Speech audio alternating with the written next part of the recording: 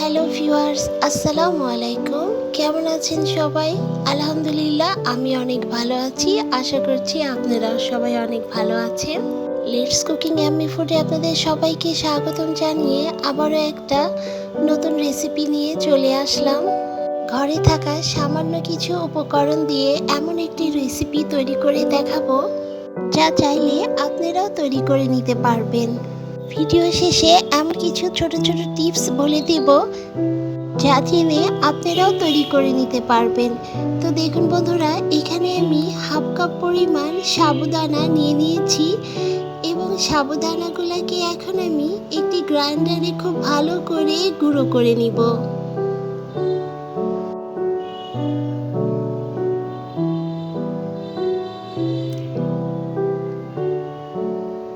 সাবুদানাগুলোকে আমি খুব রিফাইনভাবে গুঁড়ো করে নিয়েছি।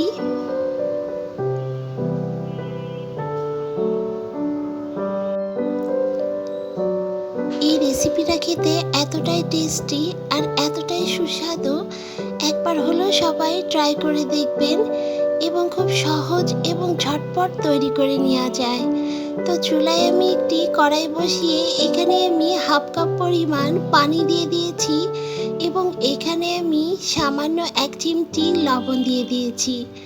এবার এখানে আমি 1 চা চামচ পরিমাণ সাদা তেল অ্যাড করে দিলাম, দিয়ে এবার খুব ভালো করে পানির সাথে মিশিয়ে নিচ্ছি। ভিডিওটা দেখতে দেখতে যারা এ পর্যন্ত চলে এসেছেন এবং একটি লাইক দিতে ভুলে গিয়েছেন, আশা করব ছোট্ট একটি লাইক দিয়ে সাথেই থাকবেন। তো এখন আমি এখানে হাফ কাপ পরিমাণ চাউলের গুঁড়া অ্যাড করে দিচ্ছি এবং যেই সাবুদানার গুঁড়াটা করে রেখেছিলাম সেটাকেও অ্যাড করে দিচ্ছি, দিয়ে খুব ভালো করে চুলার জালটাকে একদম লো রেখে এটাকে এইভাবে আমি মেখে নিচ্ছি। দেখুন বন্ধুরা, কতটা সুন্দর পরিমাণ যে মথি নেওয়া হয়েছে সেটা দেখলেই বুঝতে পারবেন। তো এখন আমি একটি প্লেটে নিয়ে ডোটাকে আমি খুব ভালো করে মথে নিব। এখানে কিন্তু ডোটাকে গরম থাকা অবস্থায় কিন্তু মথে নিতে হবে।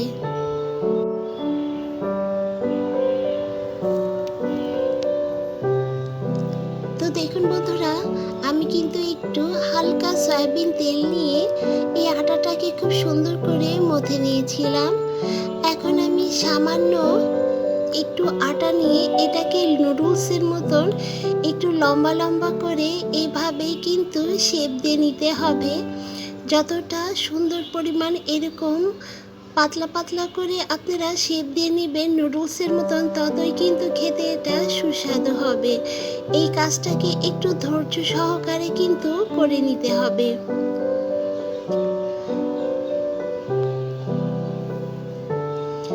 রেসিপিটা ভালো লাগলে সাবস্ক্রাইব করে সাথে থাকতে পারেন, আর বেশি ভালো লাগলে শেয়ার করে সবাইকে দেখার সুযোগ করে দিতে পারেন। এই রেসিপিটা খেতে এতটাই মজার যে মনে হবে যে কলিজা ঠান্ডা করার। এটাকে যখন ঠান্ডা করে সার্ভ করবেন, সবাই কিন্তু খেয়ে আপনার খুবই প্রশংসা করবে এবং সবাই কিন্তু আপনার রেসিপি জানতে চাইবে। তো দেখুন বন্ধুরা, এইভাবে কিন্তু আমি হাতের সাহায্যে খুব ঝটপট কিন্তু এভাবে আমি তৈরি করে নিচ্ছি। জাস্ট হাতের তালুতে এইভাবে একটু প্রেস করলেই কিন্তু লম্বা লম্বা ভাবে নুডলসের মতন এভাবে আমি তৈরি করে নিচ্ছি। আপনারাও কিন্তু খুব ঝটপট এভাবে তৈরি করে নিতে পারবেন। তো দেখুন বন্ধুরা, আমার তৈরি করে নেওয়া হয়ে গিয়েছে।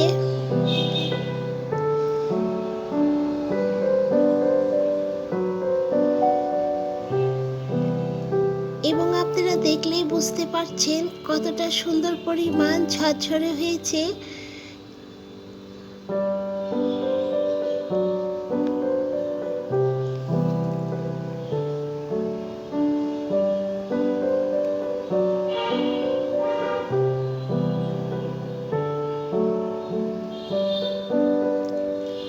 এটাকে কিন্তু খুব বেশি করে তৈরি করে কিন্তু এভাবে সংরক্ষণ করেও রাখতে পারবেন বক্সের মধ্যে বা এয়ারটাইট জিপলক পলি ব্যাগে।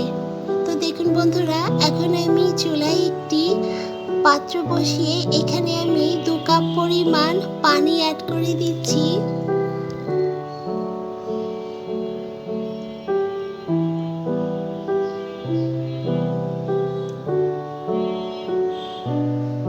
পানিটা যখন হালকা গরম হয়ে আসবে, এখানে আমি 1 টেবিল চামচ পরিমাণ চিনি অ্যাড করে দিচ্ছি। চিনিটা আপনারা যে যার টেস্ট অনুযায়ী অ্যাড করে নেবেন। এবার এখানে আমি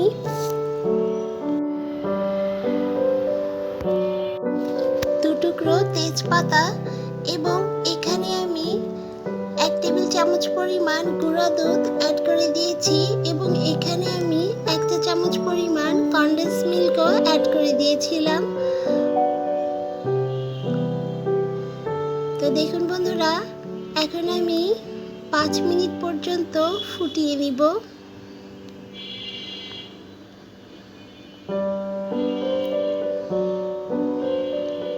দেখতে কতটা লোভনীয় লাগছে, খেতে কিন্তু আরো মজার, এতটা দুর্দান্ত খেতে। যখন এটাকে রান্না করে 2 ঘন্টা পর্যন্ত ঠান্ডা করে ফ্রিজে রেখে দিবেন এবং তারপরে সার্ভ করবেন, এতটাই মজার খেতে যে কি বলবো বন্ধুরা। একবার এভাবে তৈরি করার অবশ্যই রিকোয়েস্ট থাকবে সবার প্রতি।